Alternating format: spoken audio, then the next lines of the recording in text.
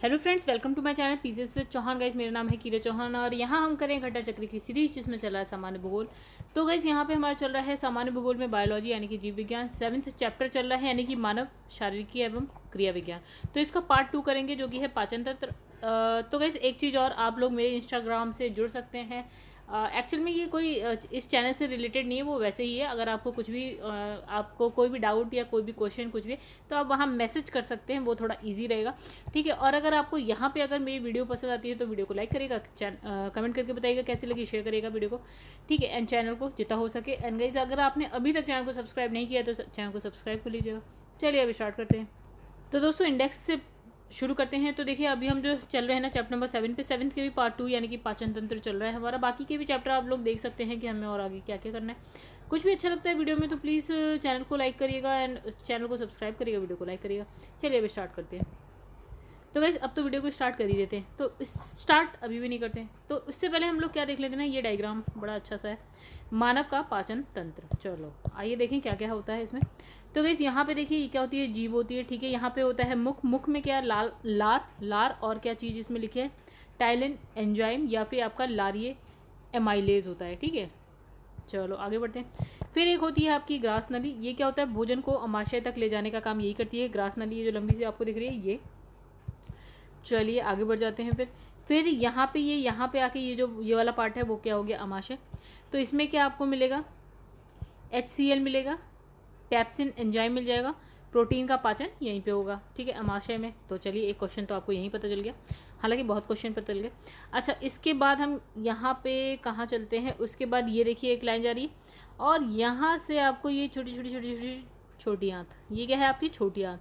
ठीक है। इसमें क्या लिखेगा, कार्बोहाइड्रेट का पाचन हो रहा है, वसा का पाचन हो रहा है, प्रोटीन का पाचन हो रहा है और पचे हुए पोषक पदार्थों का क्या हो रहा है, अवशोषण होता है। Very important. ठीक है। तो इसमें आपको बहुत सारी बातें यहाँ पे पता चल गई। मतलब देखिए, प्रोटीन का पाचन यहाँ पे भी हो रहा है लेकिन पूरी तरह से नहीं। अब क्या है, पूरी तरह से कहाँ पे हो जा रहा है, देखिए छोटी आंत में हो जा रहा है। तो हम कहते हैं कि ना मैक्सिमम पाचन जो है यहाँ पे कंप्लीट हो जाता है। ठीक है। अब छोटी आंत से जब यूं तो ये देखिए आपकी ये खतरनाक सी बड़ी आंत हो गई। ठीक है। अब बड़ी आंत की कहानी क्या है, जल का अवशोषण हो रहा है यहाँ पे। अच्छा, आगे बढ़ जाते हैं। फिर बड़ी आंत से यूं यूं यूं ये हो गया गुदा। गुदा यानी कि मल परित्याग, यहाँ से हो गया। चलिए और भी देख लेते हैं। अब देखिए यहाँ पे क्या है, अब आप एक यहाँ पे कहानी है पिताशय की। पिताशय को इंग्लिश में बोलते हैं पिताशय, गॉल ब्लैडर। ठीक है। यहाँ पे क्या होता है, वसा का इमल्सीकरण हो जाता है। ठीक है। अब एक हो गया यकृत। ठीक है। यकृत में क्या हो रहा है यहाँ पे, अच्छा, वसा का इमल्सीकरण पिताशय में हो गया और पित्त का भंडार यहाँ पे हो गया। तो ये हो गया, ये होता है आपका गॉल ब्लैडर जिसमें स्टोन हो जाता है। ठीक है। उसके बाद बात हो रही है यकृत की। तो यकृत में क्या है, आपका पित्त का उत्पादन होता है और फिर है ग्लाइकोजेनेसिस हो है और एक क्या है, यूरिया का संश्लेषण यहाँ पे होता है। तो ये भी बहुत इंपॉर्टेंट है। चलो आगे बढ़ जाते हैं। एक है अग्नाशय। फिर ये क्या है, अग्नाशी रस यहाँ से निकलता है। ठीक है। और देखिए एक आपने ये सुना होगा अपेंडिक्स। ठीक है। और यहाँ पे ऊपर जो है ये होगा आपका डाईफ्रॉम। ठीक है। तो डायाफ्रॉम। अब हमने इसमें सारी चीज़ें पढ़ ली, अब हम चैप्टर को पढ़ेंगे। चलो शुरू करते हैं फिर चैप्टर को। अब थोड़ा शायद आप लोग को आसान लगे। तो ये रहा हमारा चैप्टर, वो है पाचन तंत्र। नोट्स पढ़ेंगे, फिर क्वेश्चन आंसर एक ही वीडियो में हम इसे कंप्लीट करते हैं।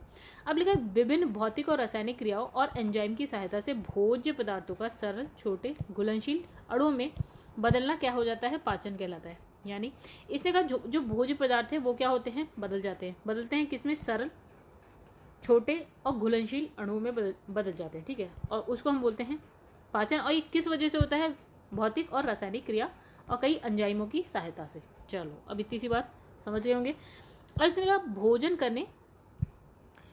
करने, पचाने, पचे हुए भोज्य पदार्थ का अवशोषण करके इन्हें रुधिर में पहुंचाने, और मतलब जो पचा हुआ भोज्य पदार्थ है उसका अवशोषण होता है, उसके बाद ये कहाँ पहुँचते हैं, रुधिर में पहुँचते हैं। फिर शेष निरर्थक जो पदार्थ है मल के रूप में परित्याग करने में शामिल सभी जो अंग हैं, सभी अंग पाचन तंत्र के भाग होते हैं। जितने भी इसमें यूज़ हो रहे हैं ना, वो सब किसके भाग हो गए, पाचन तंत्र के, जो अभी हमने पढ़ लिए।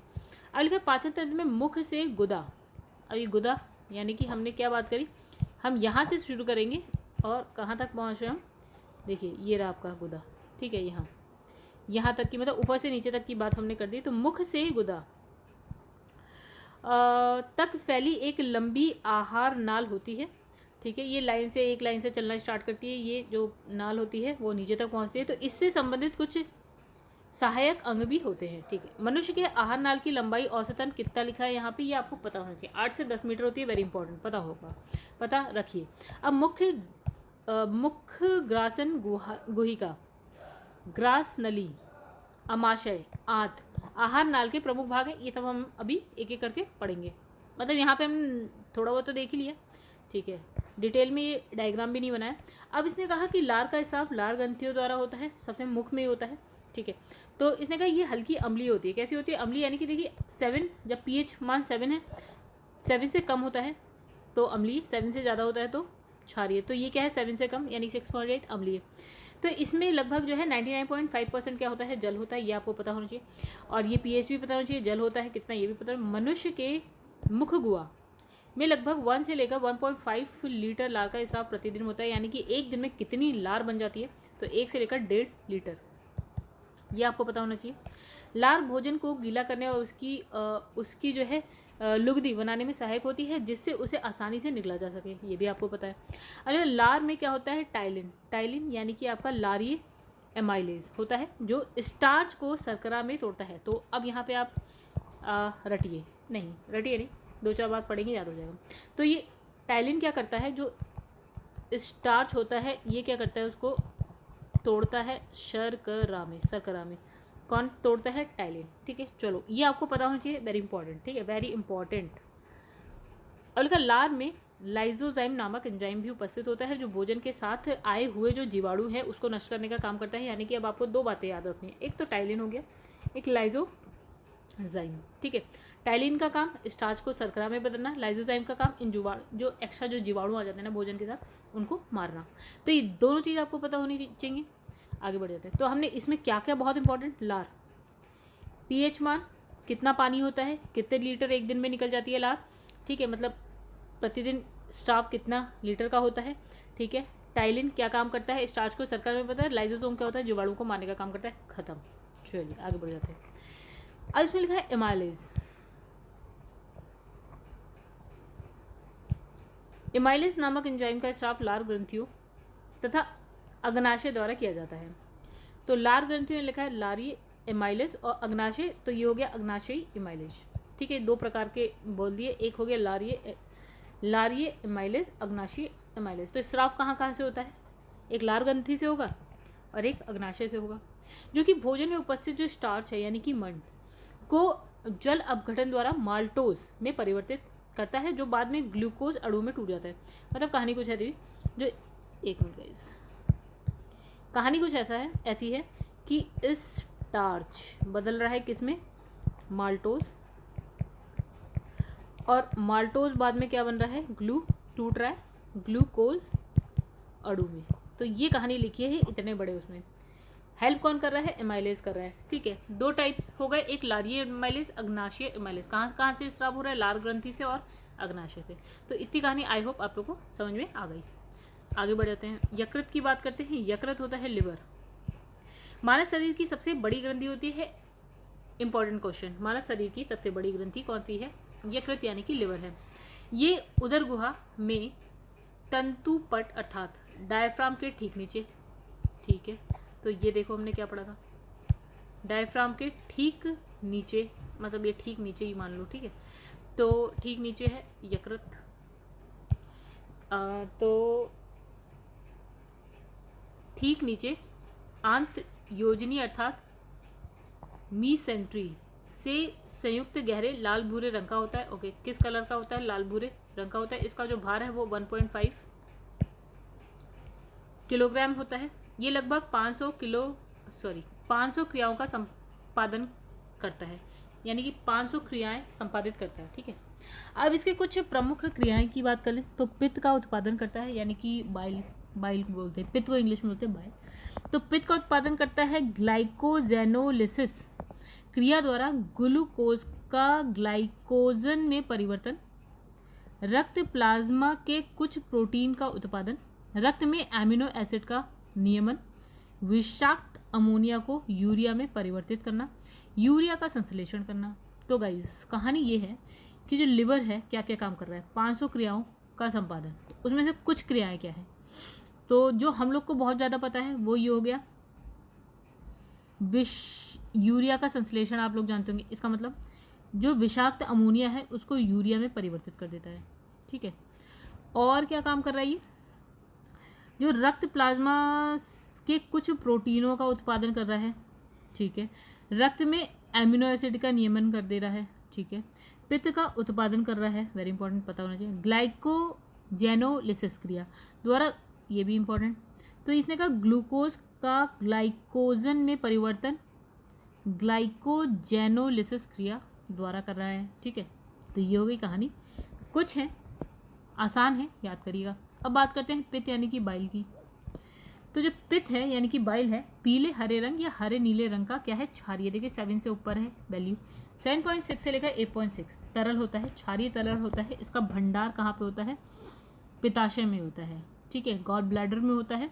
मानव में प्रतिदिन लगभग जो है 800 से लेकर 1000 मिलीलीटर पित्त का स्राव होता है। तो कितना होता है ये आपको थोड़ा सा पता होना चाहिए, कितना होता है, एक पीएच आपको यहाँ पता होना चाहिए। ओके, भंडारण कहाँ होता है उसका ये भी पता होना चाहिए।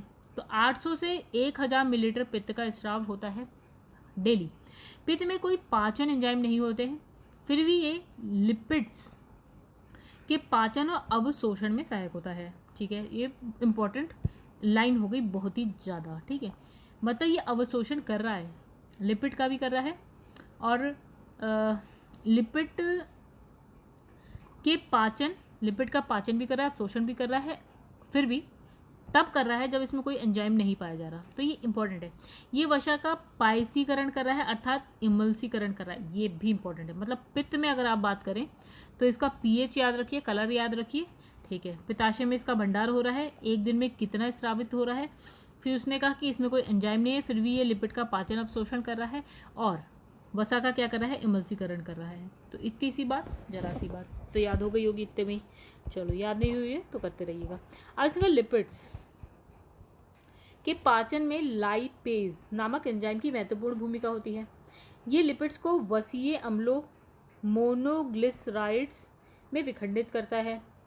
फिर चलिए, तो लिपिड्स के पाचन में हमने कहा कौन सा एंजाइम, लाइपेज, ठीक है। ये क्या करता है, लिपिड को वसीय अम्लों में या मोनोग्लिसराइड्स में विखंडित कर देता है। किसको, लिपिड को इसमें और इसमें विखंडित कर दे रहा है, ठीक है। कहानी कौन कर रहा है, लाइपेज एंजाइम। चलो आगे बढ़ते। अब लिखा पेप्सिन, ट्रिप्सिन, काइमोट्रिप्सिन नामक एंजाइम प्रोटीन के पाचन में सहायक होता है। यानी अब हम बात कर रहे हैं प्रोटीन के पाचन की। तो प्रोटीन के पाचन की जब हम बात करते हैं तो कौन से एंजाइम की बात करेंगे, पेप्सिन, ट्रिप्सिन, काइमोट्रिप्सिन, ठीक है। ये प्रोटीन को छोटे पेप्टाइड श्रृंखलाओं और एमिनो एसिड में विखंडित कर देता है। मतलब कहानी कुछ ऐसी है कि हमने लिखा प्रोटीन, प्रोटीन को विखंडित करता है किससे, इसमें प्रोटीन को ये विखंडित कर रहा है आपका पेप्टाइड श्रृंखलाओं और एमिनो एसिड में, ठीक है। पेप्टाइड श्रृंखलाओं और एमिनो एसिड में कौन कर रहा है, ये रहे आपके एंजाइम्स, पेप्सिन, ट्रिप्सिन, काइमोट्रिप्सिन, तो ये कर रहे हैं। तो आई होप आप लोग को इतना भी आ गया होगा। अग्नाशय यानी कि आपका पेनक्रियाज इंग्लिश में बोलते हैं। तो अग्नाशय मानव शरीर की दूसरी सबसे बड़ी ग्रंथि है।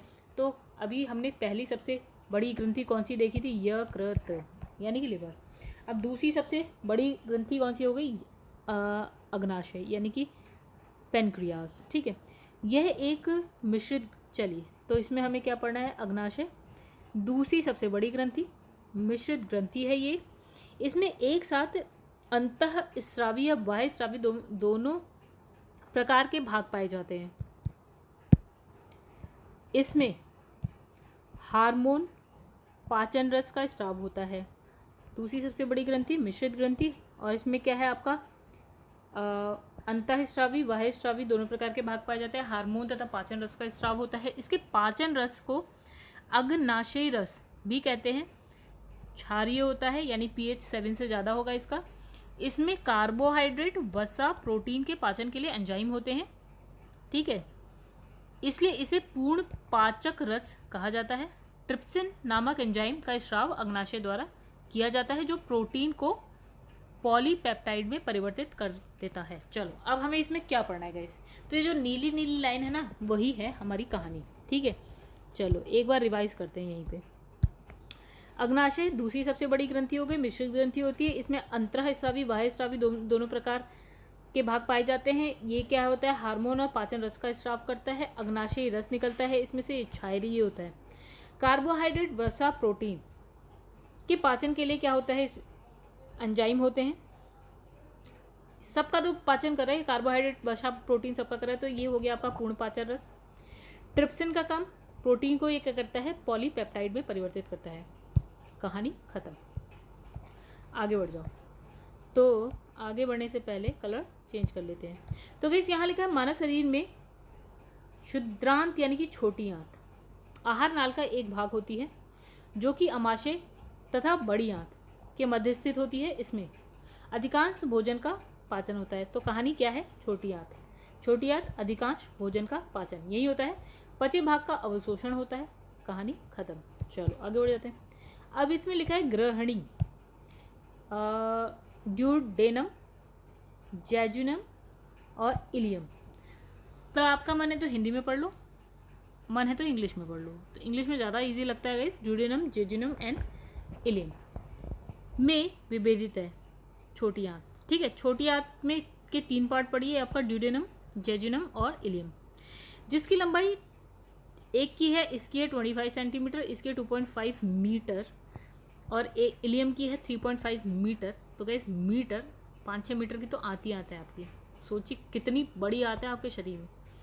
छोटी आंत अत्यधिक कुंडलित नलिका होती है। आप देखेंगे ऐसी ऐसी ऐसी ऐसी ऐसी ऐसी ऐसी ऐसी ऐसी ऐसी कितने मीटर हो गए, कम से कम 5-6 मीटर।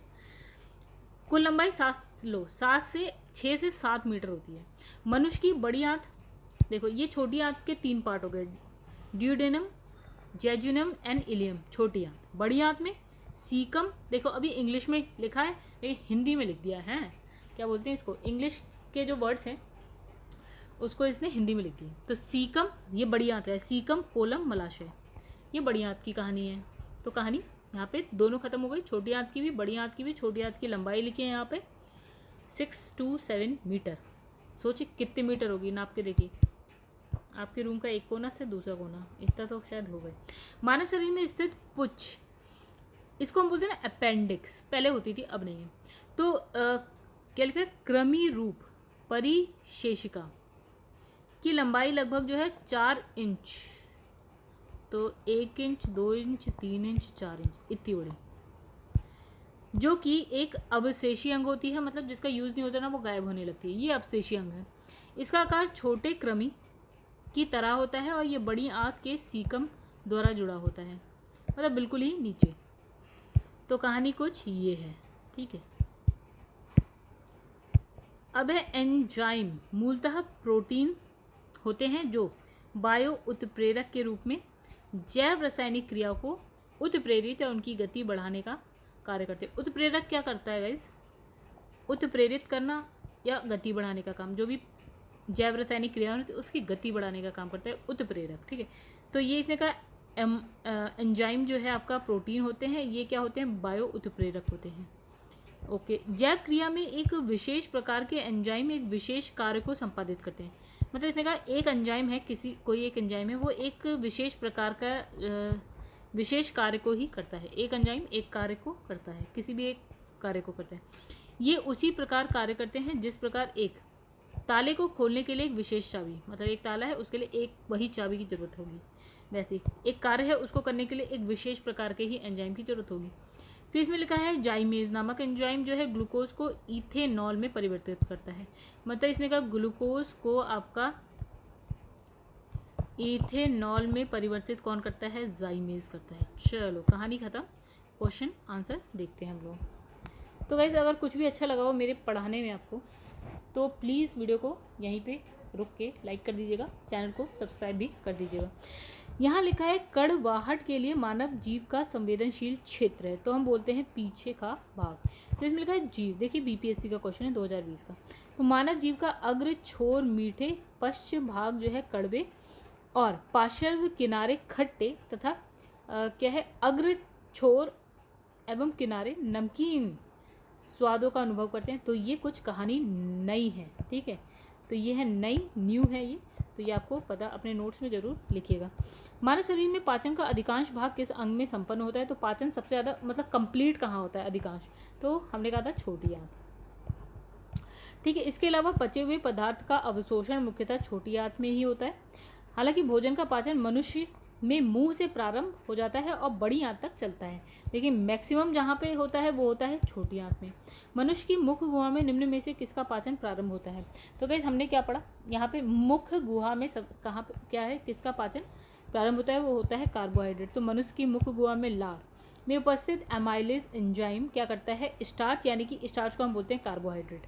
ठीक है, कार्बोहाइड्रेट का एक रूप है, आप स्टार्च को कार्बोहाइड्रेट बोलते हो। स्टार्च को क्या करता है? मेल्टोज या फिर आपका डेक्सट्रन में तोड़ देता है। ठीक है, इस प्रकार कार्बोहाइड्रेट का पाचन प्रारंभ होता है कहाँ पे? आपका मुख गुहा में होता है। ठीक है, आगे बढ़ जाते हैं। लार निम्न में से किसके पाचन में सहायक होती है? तो ये हो गया स्टार्च या फिर कार्बोहाइड्रेट कह सकते हैं। लार के पाचन कार्य में शामिल है क्या? भोजन को गीला करना, भोजन की लुगदी बनाना ताकि वो आसानी से गीला हो सके और मतलब निगला जा सके। ठीक है, लार में एंजाइम एमाइलेज होता है जो स्टार्च को शर्करा में तोड़ता है। लार में लाइजोजाइम नामक एंजाइम होता है, वो क्या करता है? भोजन के संग जो जीवाणु आते हैं उसको नष्ट कर देता है। मानव शरीर में यकृत यानी कि जो लीवर है, वसा के पाचन में महत्वपूर्ण भूमिका निभाता है। एक चीज मतलब लीवर जो है वसा का पाचन करता है। यकृत 2 महत्वपूर्ण वसा पाचक एंजाइम उत्पन्न करता है। चलो तो देखिए गाइस, यहाँ ए सही है, आर जो है आपका गलत है। मतलब इसने कहा कि जो मानव शरीर में यकृत वसा के पाचन में महत्वपूर्ण भूमिका निभाता है, वसा का पाचन करने में सहायक है ये। ठीक है, बिल्कुल सही। लेकिन ये क्या है? 2 वसा पाचक एंजाइम उत्पन्न नहीं करता। चलो कहानी देख लेते हैं। यकृत से पित्त की थैली में पित्त रस पहुँचता है। ठीक है, जो वसायुक्त भोजन के पाचन में महत्वपूर्ण भूमिका निभाता है। ठीक है, तो इसने कहा यकृत वसा पाचक एंजाइम नहीं उत्पन्न करता। ठीक है, एंजाइम क्या है? एक बायो उत्प्रेरक है। चलो अभी हमने पढ़ा था प्रोटीन होता है, बायो उत्प्रेरक के रूप में क्या है? जैव रासायनिक क्रिया को उत्प्रेरित करता है, उसकी गति बढ़ाने का काम करता है। एंजाइम मूलतः है क्या है? क्या है ये? हमने पढ़ा अभी प्रोटीन है। ठीक है, जिसका इसमें लिखा है एंजाइम मूलतः प्रोटीन होता है जिसका निर्माण प्राय नाइट्रोजनी पदार्थों या एमिनो एसिड के संश्लेषण द्वारा होता है। जैव क्रिया में एक विशेष प्रकार के एंजाइम एक विशेष प्रकार के कार्य को संपादित करते हैं। ये उसी प्रकार की एक ताले को एक विशेष प्रकार की चाबी खोलती है। चलो आगे बढ़ते हैं। फिर इसमें लिखा है एंजाइम है, तो ये क्या है? एक प्रोटीन है। ये कितनी बार आ चुका है तो समझिए कितना इंपॉर्टेंट है क्वेश्चन। फिर लिखा है निम्नलिखित में से कौन सा एंजाइम ग्लूकोज को इथेनॉल में परिवर्तित करता है? तो हमने क्या पढ़ा था? जाइमेज। चलिए, तो ये ग्लूकोज को हम C6H12O6, तो इथेनॉल को हम क्या? 2C2H5OH प्लस, ये हो गया कार्बन डाइऑक्साइड। अब इसमें लिखा है जैविक सिस्टम में रासायनिक क्रिया की प्रक्रिया को तेज करने में उत्तरदायी पदार्थ है, तो आपका आंसर हो गया आपका एंजाइम। जैविक सिस्टम यानी कि लिविंग सिस्टम में रासायनिक क्रिया की प्रक्रिया को तेज करने में उत्तरदायी जो पदार्थ है वो है एंजाइम। सभी एंजाइम प्रोटीन्स होते हैं। बहुत से कार्बनिक पदार्थ जैसे कि प्रोटीन, कार्बोहाइड्रेट, वसा को सरल अणु में परिवर्तित करने की क्रिया एंजाइम द्वारा संपन्न होती है। चलो आगे बढ़ते हैं। निम्नलिखित में से किस एक की उत्पत्ति यकृत का कार्य है? तो गाइस यहाँ पे हमने क्या पढ़ा? आंसर है यहाँ पे यूरिया। हमने बहुत सारे कार्य देखे थे। इसमें कहते हैं 500 टाइप की क्रियाएं होती हैं। तो यकृत की बात कर लेते हैं, तो मनुष्य के शरीर की सबसे बड़ी ग्रंथि है। उदर गुहा में, या इसने कहा डायफ्राम के ठीक नीचे होती है।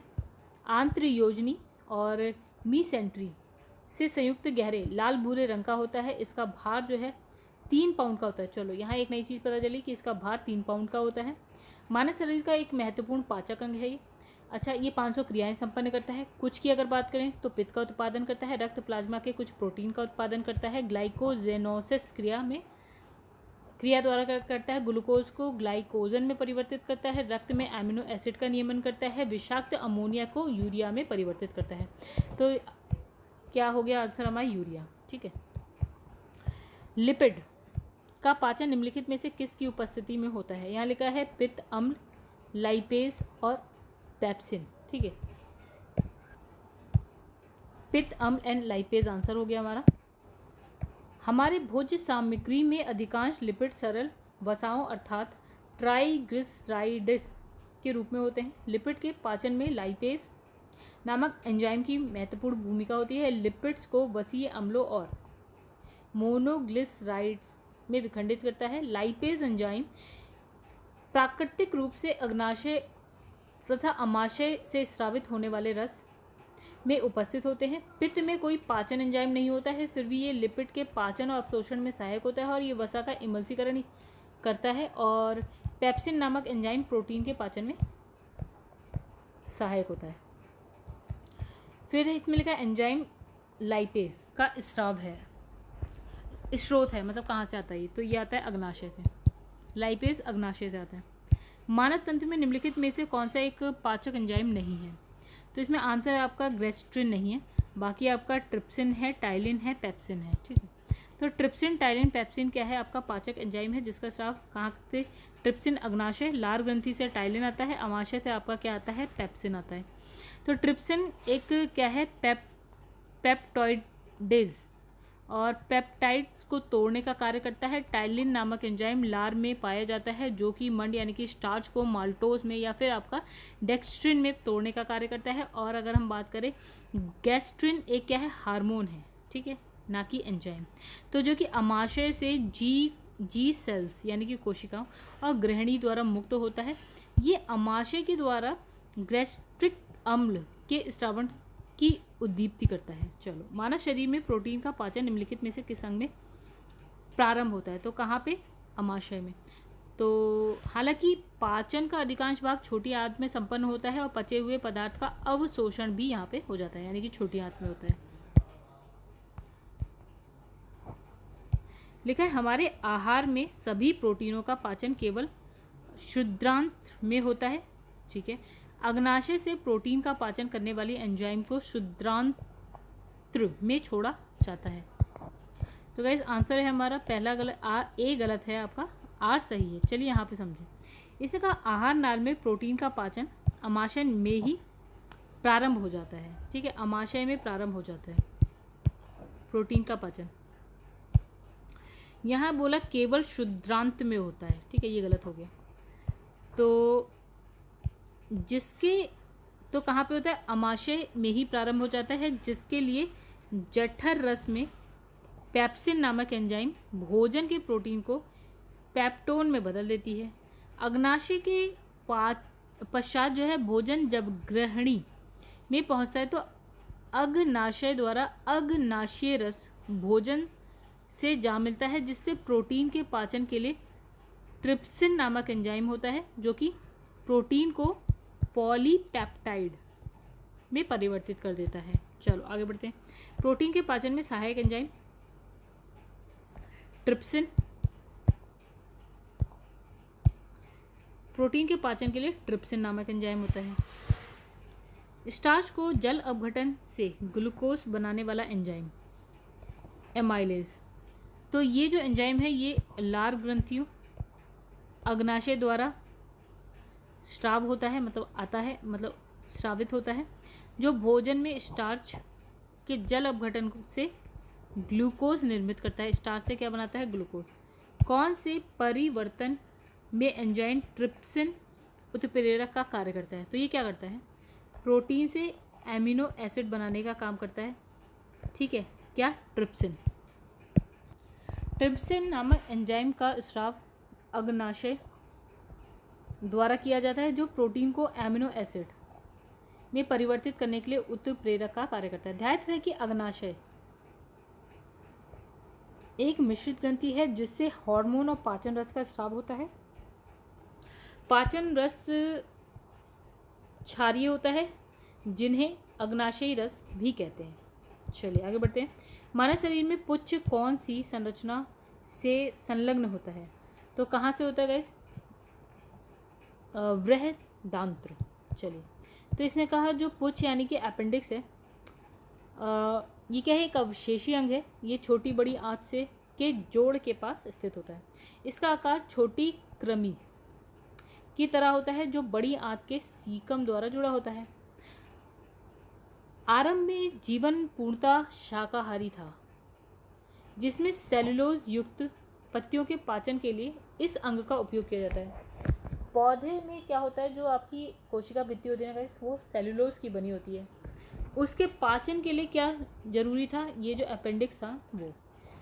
अब कालांतर में मानव सभ्यता के विकास के साथ मनुष्यों के सर्वाहारी होने के कारण, सर्वाहारी मतलब दोनों चीज़ खा सकता है, मांस और शाकाहारी भी मांसाहारी भी, सर्वाहारी है। तो सर्वाहारी होने के कारण जो है इस अंग का कार्य क्या हो गया, समाप्त हो गया। इस प्रकार ये अंग वर्तमान समय में अवशेष मात्र रह गया है। जबकि शाकाहारी जंतु की अगर बात करें, जैसे कि गाय हो गया, बैल हो गया, तो ये अभी भी क्या करती है, पेड़ पौधे खाती है, उसमें सेलुलोज होता है, तो उसके पाचन के लिए ये पूंछ आज भी विकसित अवस्था में है इनमें, ठीक है, शाकाहारियों में।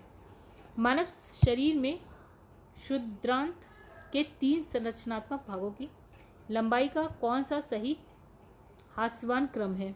हास्यवान मतलब बड़ा, उससे छोटा, उससे छोटा। तो गाइस देखिए, तो सबसे बड़ा आपका है इलियम, फिर है आपका जेजुनम, फिर है ड्यूडेनम, ठीक है। तो यानी कि कहानी कुछ ऐसी है, दिस वन, फिर आपका है मध्यांत्र, फिर है ग्रहणी, ठीक है, ये हो गया। चलो आगे बढ़ते हैं, इसमें और कुछ नहीं। छोटी आंत अत्यधिक कुंड, चलिए ये तो हमने पढ़ लिया। मानव शरीर में उपस्थित जो छोटी आंत है उसकी आहार नाल का एक भाग है ये, आमाशय और बड़ी आंत के बीच में है। अधिकांश भोजन का पाचन यहीं पे होता है, पचे भोजन का अवशोषण होता है। अब इसके पार्ट्स कौन कौन से हैं, ये और इनकी लंबाई भी लिखी हुई है। एंजाइम तथा उसके कार्यों के सही जोड़ का चयन करें। तो गाइस कहानी इसमें क्या है, चयन करें।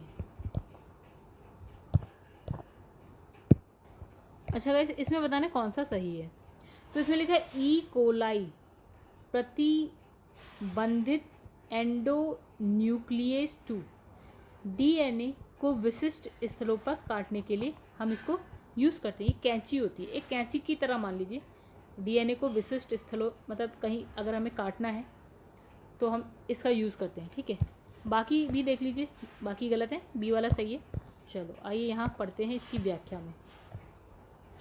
तो ई कोलाई जो है बैक्टीरिया से स्रावित एक एंजाइम ई कोलाई प्रतिबंधित एंडोन्यूक्लियस 2 यानी कि EcoR2 डीएनए को विशिष्ट स्थलों पर काटने के लिए प्रयुक्त तो होता है, ठीक है। आगे बढ़ते हैं। निम्नलिखित में से कौन सा लार की सहायता से पच जाता है? तो क्या पच जाता है, हमने देखा स्टार्च। तो स्टार्च को शर्करा में तोड़ने का काम करता है। लार में उपस्थित जो एमाइलेज होता है, एमाइलेज एंजाइम, ठीक है, और इसके पाचन में सहायता करता है। मानव शरीर सेलुलोज के पाचन में असक्षम है। मानव शरीर में स्टार्च अपघटक एंजाइम डायस्टेज विद्यमान रहता है। चलो तो गैस बात तो दोनों सही है, ठीक है। मतलब जो अभिकथन भी सही है, अभिकथन भी सही है और कथन भी सही है, ठीक है। फिर इसने लिखा है किंतु जो ये आपका कथन है वो अभिकथन की सही स्पष्टीकरण नहीं करता। चलो इसमें देखिए, मानव शरीर सेलुलोज के पाचन में असक्षम है। मनुष्य के पाचन तंत्र में सेलुलोज को पचाने वाले एंजाइम नहीं पाए जाते हैं, परंतु स्टार्च अपघटन एंजाइम लारिये डायस्टेज जो स्टार्च को माल्टोज में तोड़ता है, मनुष्य के लार में भी पाया जाता है। चलिए कहानी खत्म, इतनी सी बात है। अब लिखा शरीर में अतिरिक्त ग्लूकोज ग्लाइकोजन में परिवर्तित होकर भंडारित रहता है। ओके, इसने कहा ग्लूकोज जो है ग्लाइकोजन में परिवर्तित हो जाता है और कहाँ पे स्टोर रहता है, तो स्टोर रहता है यकृत यानी कि लिवर में। मानव शरीर में सबसे बड़ी ग्रंथि यकृत है, जिसका प्रमुख कार्य रक्त में उपस्थित अतिरिक्त ग्लूकोज को क्या करता है, ग्लाइकोजन के रूप में परिवर्तित करके संचित रखता है। आवश्यकता अनुसार ये क्या करता है, ग्लाइकोजन ग्लूकोज में बदलकर शरीर को ऊर्जा प्रदान करता है। तो इस प्रकार यकृत अतिरिक्त शर्करा और ऊर्जा में सामंजस्य बनाए रखता है। मतलब ये ग्लूकोज को ग्लाइकोजन में परिवर्तित करता है, अपने में स्टोर रखता है। जब बॉडी में ग्लूकोज की कमी होती है तो यही ग्लाइकोजन ग्लूकोज में परिवर्तित हो जाता है। 10 दिनों से अधिक दिन तक उपवास करने पर लिवर पर क्या प्रभाव पड़ता है? तो गाइस लिवर में ग्लूकोज स्तर कम हो जाता है, ठीक है। तो और कुछ बात नहीं। यकृत एवं मांसपेशियों में ऊर्जा जमा होती है जैसे ग्लाइकोजन के रूप में। शरीर में कोशिकाओं को कार्य करने के लिए ऊर्जा की आवश्यकता होती है। ऊर्जा शुगर, वसा, प्रोटीन की रासायनिक क्रिया से प्राप्त होती है। शुगर शरीर में ग्लूकोज में परिवर्तित हो जाती है, जो सरल शर्करा है। यह अवशोषित होकर रक्त से विभिन्न अंगों ऊतकों में पहुंचती है। ठीक है। यकृत यानी कि लिवर मांसपेशियों में मुख्यतः ग्लूकोज यानी ऊर्जा ग्लाइकोजन के रूप में जमा करता है। मानव शरीर की सबसे बड़ी ग्रंथि कौन सी है? तो हम जानते हैं यकृत यानी कि लिवर है। ठीक है। जबकि शरीर का सबसे बड़ा अंतःस्रावी ग्रंथि अब2 ग्रंथि यानी कि थायराइड ग्लैंड है। यकृत लगभग जो है 15 से 22 सेंटीमीटर लंबा एवं चौड़ा और भार में 1.5 किलोग्राम का होता है। यह एक प्रमुख पाचक ग्रंथि है जो कार्बोहाइड्रेट उपापचय, वसा उपापचय, पित्त का स्राव इत्यादि ये सारे कार्य करता है। चलो, मानव शरीर में सबसे बड़ी ग्रंथि, ये भी हो गया आपका रिपीट। लिखा है निम्न अंगों में पित्त का संचय किसमें होता है? तो गाइस कहाँ होता है? पित्त से आपका बनता है पित्ताशय। तो इसमें लिखा है बाइल का स्राव यकृत द्वारा होता है, किंतु इसके संचय का जो कार्य है वो गॉल ब्लैडर यानी कि पित्ताशय करता है। इसके अलावा ये यकृत से आए पित्त से जल सोकर इसका अत्यधिक सांद्रण भी करता है। पित्ताशय लगभग 8 सेंटीमीटर लंबी, 4 सेंटीमीटर चौड़ी अंडाकार थैली होती है, जो कहाँ? उदर गुहा में स्थित होती है। शरीर के किस भाग में पित्त का निर्माण होता है? कहाँ होता है गाइस? यकृत में। पित्ताशय में उपस्थित पत्थर निम्नलिखित में से किसका पाचन प्रभावित करता है? तो गाइस ये किसका पाचन प्रभावित करता है? तो वसा का। जो स्टोन हो जाता है ना आपके गॉल ब्लैडर में, ये क्या करता है? पाचन होने नहीं देता है। किसका? वसा का। तो पित्ताशय में उत्पन्न जो पित्त का भंडार, पित्ताशय जो है यकृत से उत्पन्न पित्त का भंडारण करता है। पित्ताशय के अंदर पित्त अवयवों के संघनन से बना हुआ रवाकृत जमाव ही पित्त की पथरी होता है। यानी पित्त की पथरी क्या होता है? जो पथरी हो जाती है वो क्या है? पित्त अवयवों के संघनन से बना हुआ क्या होता है? जमाव होता है। ठीक है। अच्छा, पित्त की पथरी वसायुक्त भोजन के पाचन में समस्या उत्पन्न कर सकती है। मतलब बहुत तेल वेल वाला, वसा वाला खाना खाएंगे तो उसका पाचन होगा नहीं। सामान्य मानव के संदर्भ में निम्न कथनों पर विचार करिए। तो HCl की मौजूदगी की अनुक्रिया के रूप में ग्रहणी से सेक्रेटिक उत्पन्न होती है। वसीय अम्लों, IAS का क्वेश्चन है गाइस ये। वसीय अम्लों की, ये आप देख लीजिएगा एक बार, क्योंकि मैं सिर्फ रीड करूँगी, ये काम आप भी कर सकते हैं। ऐसे क्वेश्चन पे थोड़ा ध्यान कम दिया करिए, खाली में पढ़ने से कोई फ़ायदा नहीं है। निम्नलिखित में से कौन सा एंजाइम प्रोटीनों को एमिनो एसिड में विघटित करता है? तो है आपका प्रोटीनो। क्या होता है? प्रोटीन होता है। तो प्रोटीनो नहीं, प्रोटीन को एमिनो एसिड में पेप्सिन करता है। प्रोटीनो, तो ये गाइस प्रोटीनो नहीं है, एक्चुअल में ये इंग्लिश का हिसाब किताब है प्रोटीन्स। ठीक है। तो प्रोटीनों का पाचन या प्रोटीन्स का पाचन अमाशय में प्रारंभ होता है। अमाशय में पेप्सिन नामक एंजाइम प्रोटीनों, गाइस कितना गलत है, तो पेप्सिन नामक जो एंजाइम है प्रोटीन्स को छोटे पॉलीपेप्टाइड और उसके घटक यानी कि एमिनो एसिड में विघटित करता है। यानी कि प्रोटीन जो है आपका क्या हो रहा है? पॉलीपेप्टाइड और एमिनो एसिड में विघटित हो रहा है। हेल्प कौन कर रहा है? Pepsin enzyme. चलो, अब इसमें लिखा है इन दोनों को मिलाना है, सूची 1 और 2। IAS का क्वेश्चन है, मिला देते हैं। टाइलिन क्या करता है? स्टार्च को पचाता है। पेप्सिन क्या? प्रोटीन को पचाता है। रेनिन क्या करता है? रक्त में एंजियोटेंसिनोजेन को एंजियोटेंसिन में बदलता है। फिर है ऑक्सीटोसिन, ये क्या लिखा है? मृषण पेशियों यानी कि स्मूथ मसल्स में सिकुड़न प्रेरित करता है। चलो आगे बढ़ जाते हैं। तो गाइस कहानी कुछ ऐसी है, सूची 1, 2। चलो आगे बढ़ जाते हैं। तो इसमें लिखा विटामिन क्या है आपका? कैरेटिन क्या है? विटामिन है। पेप्सिन अभी हमने देखा बार बार, एंजाइम है। फिर इसमें लिखा है टेस्टोस्टेरोन या प्रोजेस्टेरोन, ये क्या है आपका? हार्मोन है, स्त्री और पुरुष में होता है। फिर इसमें लिखा है कैरेटिन, कैरेटिन आपका हो गया आपका प्रोटीन हो गया। ठीक है, कहानी ख़त्म। आगे बढ़ते हैं। फिर यहाँ पे कॉलम 1 और 2, ये भी कुछ है, ये क्वेश्चन ही अजीब है। ये राजस्थान का क्वेश्चन है। ठीक है, क्वेश्चन देख के नहीं, अजीब नहीं, अच्छा क्वेश्चन है। तो क्वेश्चन का आंसर कुछ ऐसा है कि ग्लूकोज क्या है? आपका द्राक्ष शर्करा है। आपका फ्रक्टोज क्या है? आपका फल शर्करा है। लैक्टोज क्या है? दुग्ध शर्करा है। सुक्रोज क्या है, चीनी है। और यहाँ प्राकृतिक स्वीटनर क्या है आपका, स्टीविया है। ठीक है, वेरी अच्छा क्वेश्चन है। ठीक है, ग्लूकोज का सूत्र, ओके कहाँ गया, तो गाइस ये रहा आपका ग्लूकोज का सूत्र C6H12O6। चलो पढ़ते हैं क्या लिखा है। ग्लूकोज एक क्या है, सरल कार्बोहाइड्रेट है, आपको पता होना चाहिए। रासायनिक सूत्र C6H12O6। ये जल, एसिटिक एसिड, कई अन्य विलायकों में घुलनशील होता है, स्वाद में मीठा होता है। कहानी यहाँ पे आई थिंक ख़त्म हो गई। नेक्स्ट जो चैप्टर आएगा वो है विटामिन एंड पोषण। चलिए गाइस, अगर आपको वीडियो अच्छी लगी हो तो लाइक कर दीजिएगा, चैनल को सब्सक्राइब कर दीजिएगा, कुछ भी अच्छा लगा हो तो कर दीजिएगा। मिलते हैं आपसे नेक्स्ट वीडियो में जो कि है विटामिन एंड पोषण।